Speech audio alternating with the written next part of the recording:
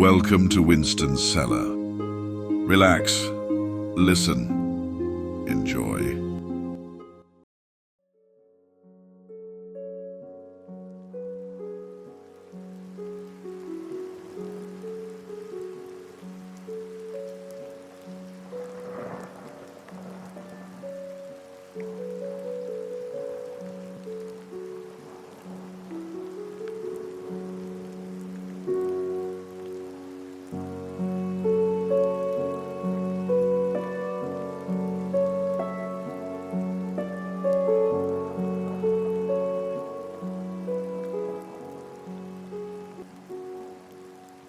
Heritage Park.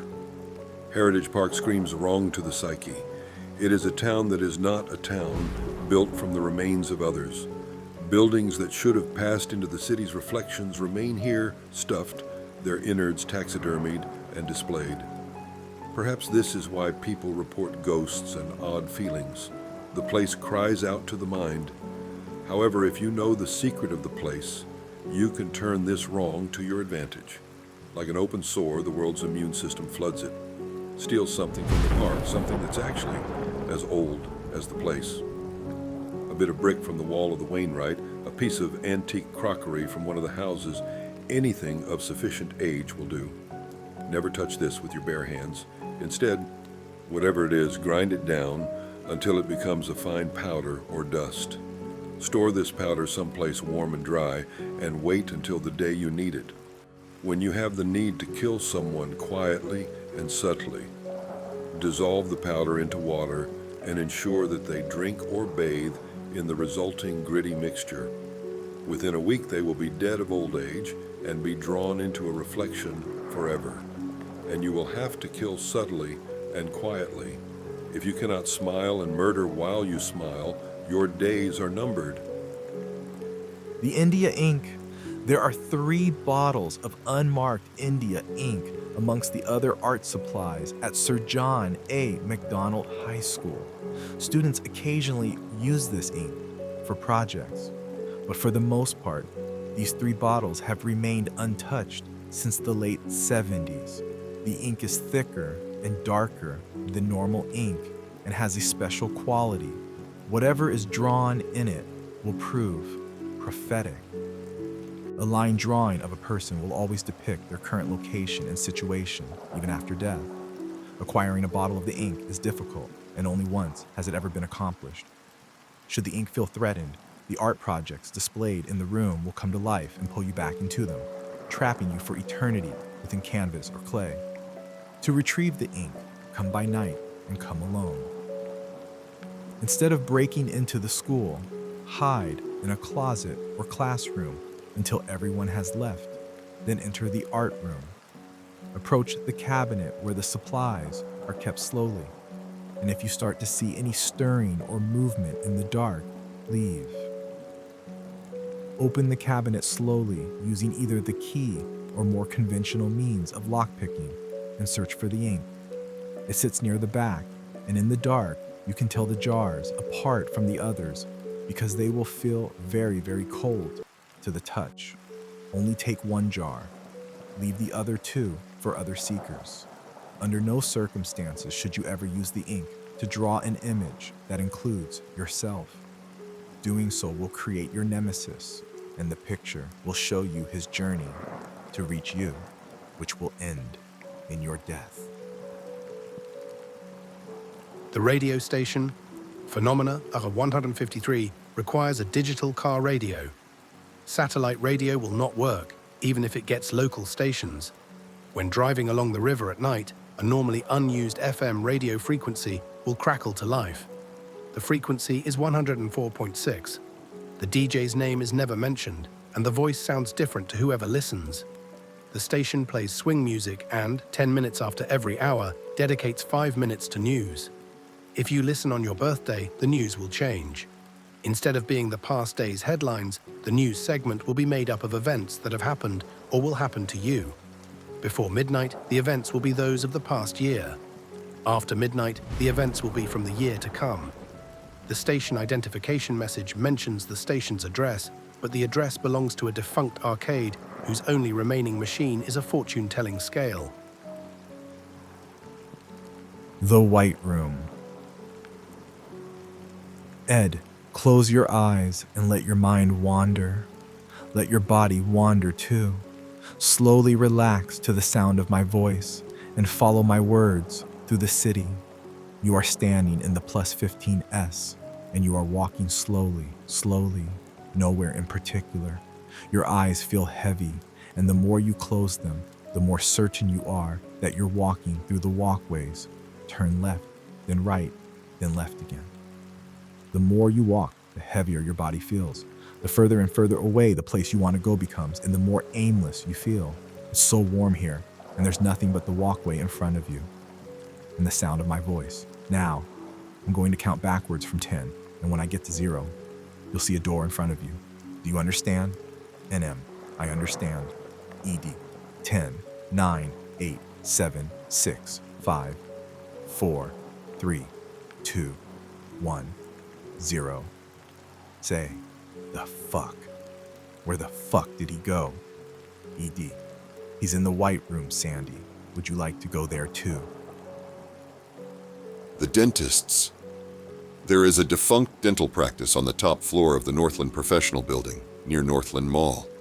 Although the door is supposed to be locked, it's opened between the hours of 10 p.m. and 3 a.m. Tuesdays through Fridays. The building is locked before this, so in order to get into the office, you'll have to hide at the bottom of the basement stairwell until the coast is clear, and then sneak up to the top floor. Use the stairs. The door never opens to anyone who took the elevator. The office looks like any other dental practice, although noticeably more upscale and dated. The chairs are real leather. The walls are paneled with mahogany outside of the patient rooms. All the fixtures are ornate and beautifully decorated. The receptionist is quiet to the point where you may first mistake her for a corpse. When she calls your name, proceed to exam room 1 and lock the door behind you. There you'll meet the night dentist. The dentist will ask what you're in for. If you tell him you need a cleaning, he'll investigate your teeth, frown, and tell you to leave. Your teeth will crumble to dust within a week. If you tell him you need a tooth pulled, he'll smile and start pulling. For every tooth you let him pull from your mouth, you get a wish. Lastly, you can tell him you need a root canal. A long, slow root canal. You'll be subjected to the most torturous pain imaginable. But if you endure it, you'll never die. The Ghost Hospital. In 1994, the province ordered the closure of Calgary General amidst recession and the fear of an unbalanced budget. Calgary General's closure was fought tooth and nail, as it was the city's only hospital equipped with an emergency room. The province continued to undermine public health care for over a decade, shuttering hospitals across the province and laying off doctors and nurses who are now in short supply. However, these hospitals aren't truly gone. Like people, places can sometimes leave an impression behind, more of one if it's etched in blood. If you're ever downtown and you find yourself in need of medical attention, try this. The old hospital site was in Bridgeland, although it's impossible to get to the hospital from there now. Instead, you must wait until the lockup. Around that time, antiquated-looking ambulances will start circulating in the city. Flag one down and board it, and tell them you need to get to the hospital. The driver won't be able to care for your injuries. He's a driver, not a paramedic. However, he'll drop you off at Calgary General.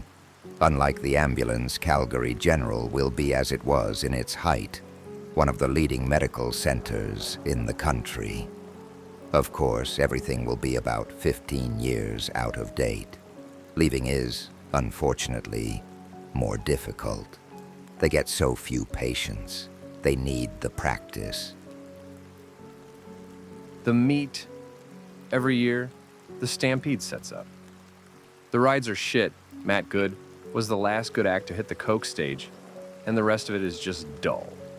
The one standout is the food. Fried bread, mini donuts, the kind of county fair fare that everyone remembers eating at the Stampede when they were kids. Phenomena 163 is not so much a ritual or a landmark, but a warning. Certain rituals and preparations outlined elsewhere in my notes can offer preternatural senses and awareness, the ability to read objects and understand. Should you have taken advantage of these, never eat anything you are offered at the stampede. The stampede traces its roots to the pagan rites that farmers new to this country brought with them from their homelands. The magic is old enough it's no longer religion, just mechanical. The rituals performed after hours sustain the city, as the rituals that find their homes in other cities sustain them. But eating the meat makes you complicit, and the taste that what they do to it leaves behind carries with it all the cruelty of fresh blood on the snow. Some acolytes more talented than I have reported being able to see what the men saw before the axe came down. And at least one claims that when the meat touches his tongue, he can see what the men saw after. The purple stones. There is an elevator shaft in a downtown apartment building that has been out of order since the late 60s. The reason for this is no mechanical problem, but an inexplicable phenomena. Fist-sized rocks, all of which are painted a garish purple color, fall from the top of the shaft once a day with enough force to kill. The tenants complain about the sound, but unfortunately, it remains outside of the superintendent's power to fix. By now, the rocks have piled high enough that you will have to enter the shaft midway up, probably at around the 4th floor or higher. The stones are easy to avoid, as they always fall in the shaft's northwest corner, or the far left corner when looking into the shaft. Ascend the walls, avoiding the rocks in the process, using whatever climbing equipment you deem necessary. When you reach the top of the shaft, you will see the apparent source of the rocks. A mirror attached to the ceiling, with thick roofing nails. Close the mirror, although it will be awkward granted its position. The rocks will cease for a time, and until they resume, the building's residents will reward you for ending the noise with a safe haven from any storm, including the one that they will unleash upon you for stalling the stones. The salt. Salt has often been said to have mystic qualities. It's said to be able to drive away fairies and the undead. Muhammad called it one of the 4 blessings God sent down from heaven. The Hindu and Shinto use it in rites of purification. Even the Wiccans, who are usually clueless, have figured into the powers of salt. As any food aficionado will tell you, sea salt is best, and the properties of sea salt vary depending on where it's from. Calgary salt is particularly potent, but the city is inland. It has no natural seas. There are hidden beaches, of course, pockets where someone has built doorways to another place, but Calgary salt comes from the city itself. Fill your pockets with salt, any kind, and wander aimlessly until the buildings begin to grow newer and buildings that have long since been demolished join the skyline. Keep walking like this. Eventually you will reach a time when all this was a sea, a time before man. Empty your pockets into the water. The sea will swallow the salt. Walk north until you find a great pillar of salt. Brush the crystals off of the side and into your hands. Bring as much back with you as you can. Practitioners will pay almost any price for the salt, but of course, it's far too precious to sell. The Blue Room. There is a room in Hillhurst that only appears during the rain. The room replaces a studio apartment above a local grocery store that boasts the best shawarma osik in town and shares the apartment's dimensions. Unlike all the other locked rooms, entering the Blue Room is easy. You simply knock. The room is home to 3 people whose appearances are totally impossible to recall. They tend to the room, cleaning its furniture and playing host for any new arrivals. The room itself is similarly nondescript, cracking blue paint and furniture that looks like it was purchased a year or 2 at IKEA. The exception is an antique table in the center of the room, which appears to date back to the early Victorian era. If you ask politely, one of the room's inhabitants will give you a tarot card reading. The reading uses only the major arcana, and acolytes have reported that their readings have often involved cards which they don't recognize from any modern tarot. The figurative meanings of the cards are totally unimportant. Instead, focus on the images. These depict a trial you will face over the course of your journey. For example, a seeker whose reading contained the tower unfortunately met the end of his journey while consulting with the Hasidic Wizards of New York. A week after his September 4th reading yielded only one card, the tower. The museum. The Glenbow Museum's permanent exhibits include a small hall that details in very rough terms the history and evolution of warfare, particularly that of Western European and North American warfare. At night, enter the building that houses the museum and break into the museum itself. Bring with you a small animal, no larger than a chicken or a small dog. Take the animal to the portion of the warfare exhibit that depicts a knight in a chapel and kill it with a black-handled knife. Leave the corpse on the ground in the exhibit. Move out to the stairway and look at the piece of tacky installation art in the center. Smear the blood of your kill on your eyes and look again. The work will blur and become iridescent and beautiful. Then it will begin to rotate. With each full rotation, the stairway will expand upwards a floor, revealing strange, hidden exhibits. The decor is markedly less modern, and the exhibits depict unfamiliar events and places. Although the plaques have long since become illegible, each diorama depicts a different event in the secret history. The Dead Shop. Places are in many ways like people. Like people, they can leave ghosts. Like people, they have personalities. And like people, they can die. Rarely do dead places persist. Mostly, they shrivel up and blow away like leaves on the wind, or get demolished to make way for something new. Rarely, however, these buildings persist in some form or another. Undead. They render all attempts to foster any kind of life or vitality or commerce within them moot.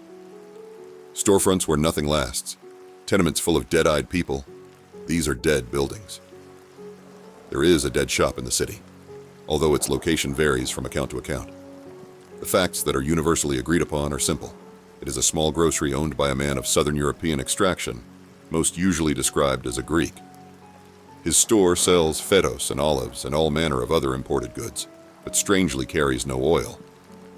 The store's source of funds is unknown, as the building's existential weight should crush any business out of existence. The most prominent theory is that it exists for the sake of storage.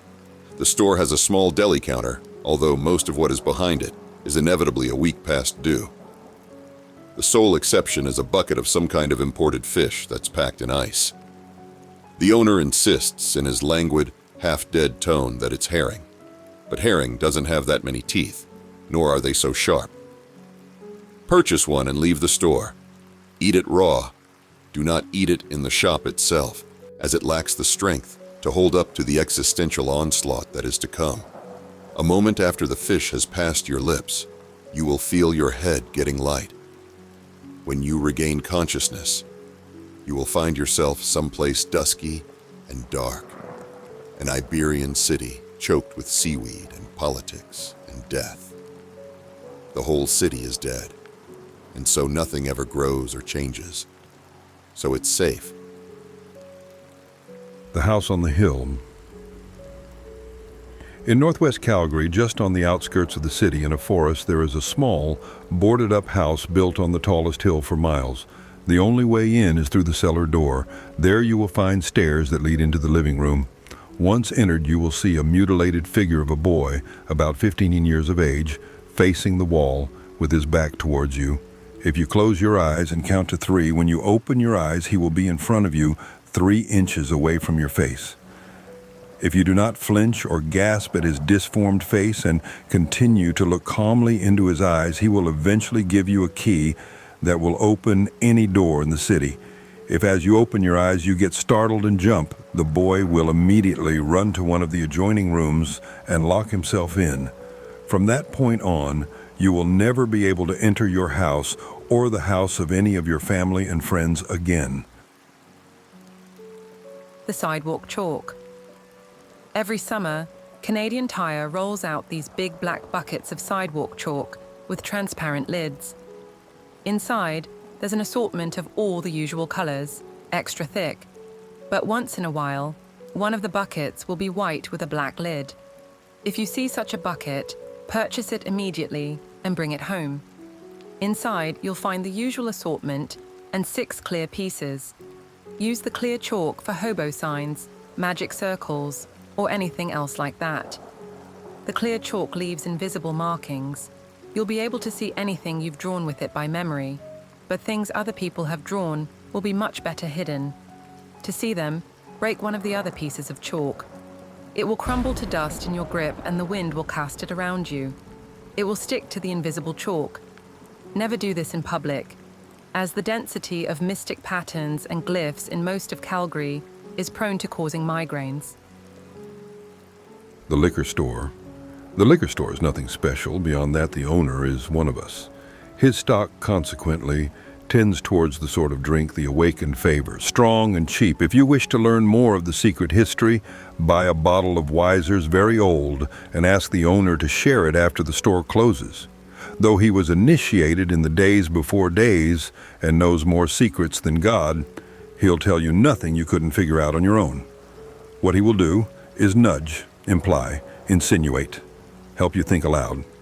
The old man who owns the liquor store is fond of cleverness, and if you surprise him with your acumen, he may smooth the city's rough edges for you. If you, like most, aren't clever, then you will have to ply him with his passion, liquor.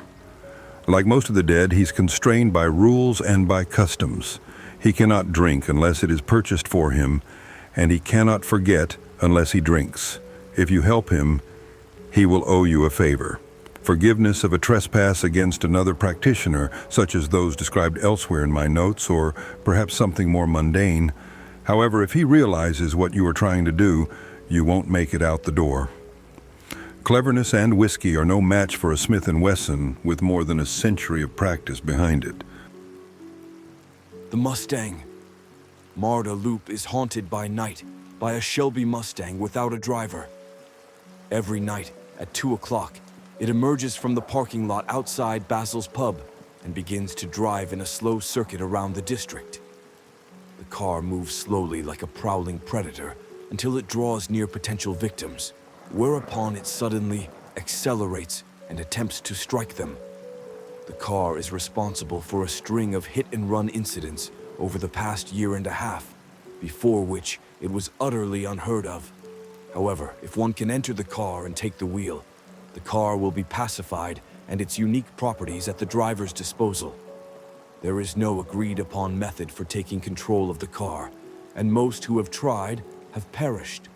However, if you find yourself in the driver's seat, turn the car to face any of the principal compass directions and hit the gas. The car will accelerate and seemingly pass through any obstacle unharmed. Depending on which direction you turned it, the car will arrive in a different land of the dead and remain, waiting to ferry you back to the city after you've finished your business. The bloodstain. In a storage building near the highway, near the back, Eddie Decay rents a small space for the storage of a single object too disquieting even for his shop. A small square of wood taken from a downtown ballroom during the 20s. The wood was originally part of a dance floor, but it was ruined by a splatter of blood that struck it during a violent murder. The blood is perpetually fresh, regardless of how old the stain is. To get to the stained wood, break into the storage facility after hours and break open the rooms one by one. Decay moves the square every few months to hide it from would-be plunderers. Eventually, you will find the room with nothing but the square of wood inside. Take it outside of the building and set it on the ground. When the moonlight hits the stain, it will warp and twist until it forms the image of a flapper with a long and ragged gash on her neck. that drools sticky wet blood over her breasts. She'll ask you to dance. If you can dance with her until sunrise, keeping up with her dated but vigorous movements, she'll vanish with the rays of the sun. Her movements will have cast her blood, red blood, all over your body and clothing, although no one else will be able to see it. For the rest of your life, you will appear blood-stained whenever you look at yourself. The applications of this should be obvious. The morgue. There is a morgue hidden beneath the coroner's office by the Colonel Belcher, right across from the Point McKay complex. To get inside, you need some means of picking the building's locks. The key will not do, as while the morgue survives amongst the ashes. However you enter the building, entering the morgue itself is far harder. If you break into the coroner's office, look for a small red button built into his desk. You have only a short time before you are noticed. If you find it, press it and dart through the panel that opens, descend the stairs, and try not to be bothered by the growing cold. Eventually, you will find yourself in a morgue, furnished and fashioned in a turn-of-the-century style. White tile that is yellowed with age covers the walls and floor, and the drawers are fused shut. All except 3. Drawer 6 should never be opened. It contains the body of whoever opens it, and the autopsy wounds the body bears will soon spread, killing you instantly. Drawer 12 should also never be opened. It contains nothing but burning blood that will fill the room with unquenchable fire. Drawer 13 contains the body of an illegitimate saint who was martyred when the RCMP raided his home. Break from his dried body a small piece of flesh or bone or tooth, or else a patch of his clothing. Carry it with you always, and nothing dark can touch you. The Headset. The Viscount Bennett Center on Richmond Road is home to Chinook Learning and Westmount Charter School. The two schools share a library, which has a single row of aging computers. One of these computers has a large, rugged headset with a microphone connected to it at all times. The headset is never disconnected from the computer, but no student ever seems to use it. In fact, no one will notice the headset unless it is pointed out, and even then, the most it will evoke is a shrug and one of the morning students must have left it. However, if you put on the headset, you will be immediately seized by a sense of nausea and foreboding. The headset plays no sound other than a vague static hiss until you try to type a document on the computer it's attached to. The headset will begin to scream. However, if you start to type the right word, it will pause until you're done typing the word. Though no one has ever tried, it's assumed that with enough patience, one could reconstruct the finished document. The only problem is that the words are in an extinct dialect of French. The Purple Room. Enter any of Canada's railway hotels and check in. Bring no luggage and ask specifically for the Purple Room. After a few moments of insistence, the porter will acquiesce and lead you into the elevator. Using a special key, the porter will open the elevator panel and press a concealed, unmarked button. The elevator will open directly onto a parlor furnished in Edwardian finery. Everything in the room, the marble, the chairs, the doors, even the maid who greets you will be some different shade of purple. Ask to see the master of the house. The master of the house will be indisposed, as will his elder son, but his youngest son will come out to meet you. After excusing his relatives, he will answer any 3 questions you ask. Unfortunately, his answers will only make sense in retrospect. The young man will leave after extending an invitation to spend the night. Accept and turn in early. Around midnight, the master's daughter will come into your bed and try to seduce you. Refuse. Her father's slightest gesture could seal your fate. Instead, ask her to tell you about herself. What she will tell you is the story of Earth, but not of man. The story of creation and destruction. The story of the world itself from the beginning to the end. The telling will take all night, after which she will leave you. Leave the room and check out of the hotel without speaking to anyone else. The church basement. Some years ago, One of the city's historic churches burned down and left only a vacant lot behind. In the years since, the lot has healed, leaving no evidence of the fire behind, and the contents of the church's basement utterly entombed. The one exception to this is midnight on saints' days that coincide with the full moon. On these nights, in the vicinity of the lot, time slows down and the night grows darker than dark. Moonlight refracts through naked air, and the ghostly image of the church can be seen. Unlike other ghosts, this is utterly tangible. Climb the stairs and enter the church. It will take a few minutes for your eyes to fully register the interior, as you will only be able to perceive the vaguest outline of the room and its furnishings. The church will be as it was on the night of the fire, with ghostly flames burning the northwest corner. Once your eyes have fully adapted, approach the altar and cut your hand with a black-handled knife. Bleed atop the altar, which will slowly recess into the floor. The altar will descend to 2 full stories. The hole into which it sinks has rough walls and should prove easy to climb. Descend slowly and carefully. As you descend, you will find yourself sinking through the earth. Seeing will become impossible for a time, until you reach the basement. The basement contains the bones and ashes of a handful of practitioners and priests who have come seeking what you are about to find. Located in this basement room is the Christ, still on his cross, still bleeding. 1 drop of his blood is enough to grant the strength to work miracles, but 2 will burn you to a cinder. The video store. The video store is old and dingy, and some years back it transitioned from legitimate rentals to bootlegs and porn, in the face of competition with the Blockbuster down the street. Finally, it gave up the ghost last August. The owner retains his lease, but the store is never open. Instead, he uses it to store his incredible collection of snuff, rarities and bootlegs, many of which are of more than slight interest. The owner never enters except late at night, so a daylight or evening break-in is your best chance. The store's latter days have left their mark on it, complete with discarded merchandise and sordid video booths at the back. The break-in will have triggered the owner's alarms, no matter how careful you've been, so you only have time to grab a video at random and run, or else, should you be courageous, you can lock yourself overnight in one of the booths as he's long since lost his keys. He'll leave at dawn, allowing you to escape. However, he'll turn the booth slash on slash. If your stomach is strong enough to endure whatever sadistic footage he's playing, you can escape unharmed in the morning, armed with the video you grabbed.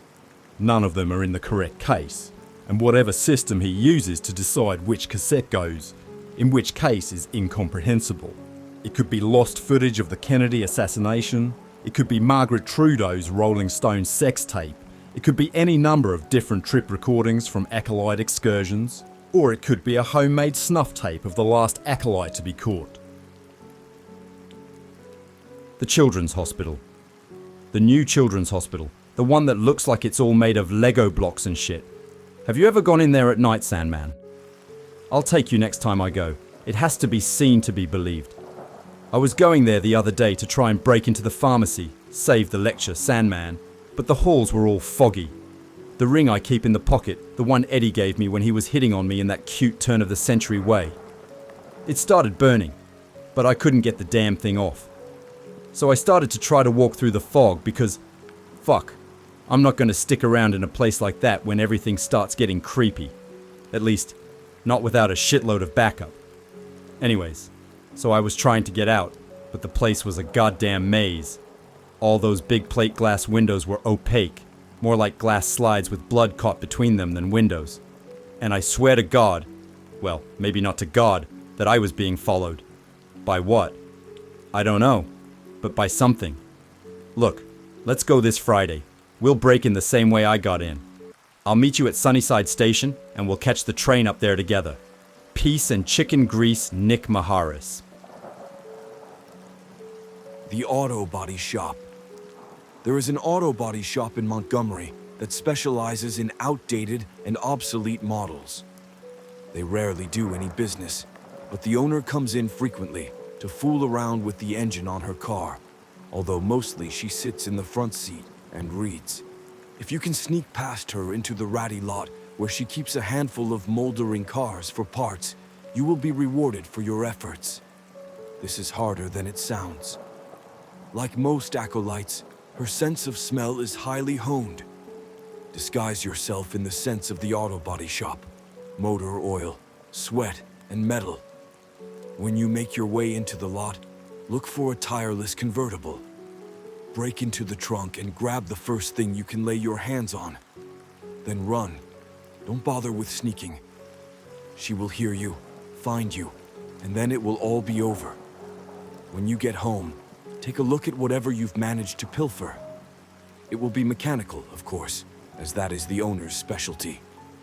Probably a car part of some kind. But it will feel warm and supple to the touch. With enough effort, it will fit into any machine and confer upon it a blessing potent enough to explain why she hoards them so jealously. The apartment tower. There is an apartment tower near the C-train line that is always dark at night. The lights never seem to go on, or if they do, they never do on the north face. The building never advertises any vacancies, and in fact, almost never gives any outward signs of being inhabited at all.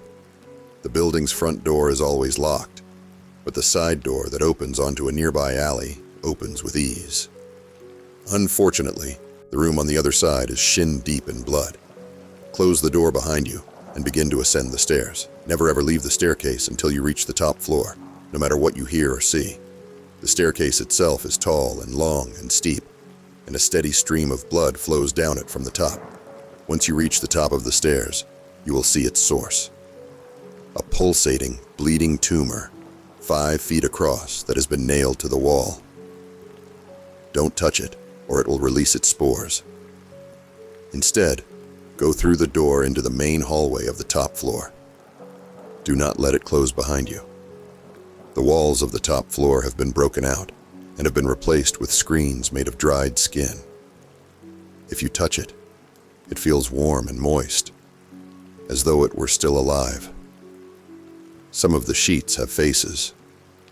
At the center of this hall, you will find a man on a throne, made of men holding awkward poses and contortions. He will smile at you, showing 3 rows of teeth, and offer you his hospitality. Do not accept. You do not want to stay in the tower like the rest of these poor souls. Instead, tell him you want to borrow a book. Carelessly, he'll throw whatever he's currently reading at you. It's entirely possible you'll be left with nothing but a wrinkled John Grisham, but for the most part, his reading material is far more interesting and esoteric. Bring whatever book he gives you to Eddie Decay, who will offer you something that isn't printed on human skin. The other mall. Some of the stores in Northland Mall are open at 2 ends, letting customers pass through them while cutting from one side of the mall to the other. Recently, one of the clothing stores that's like this closed up the path by installing a set of changing booths and mirrored cheap plywood wall covered in mirrors so that the other half of the store could be lent to another tenant. However, there's something wrong with one of the booths. Enter the 3rd booth from the left and be sure to bring a sack lunch.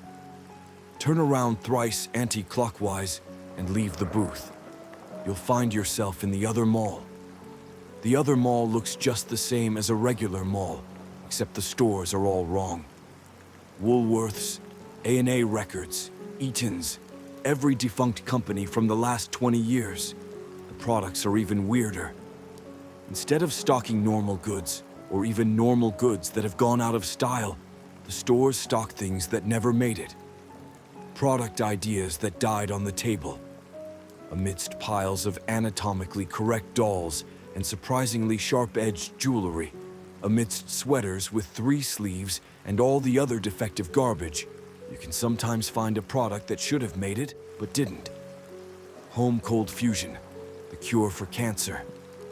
Appliances that never break down, anything that they're using the other mall to hide. The only problem is getting anything back with you. You don't want to know what they do to shoplifters on the other side.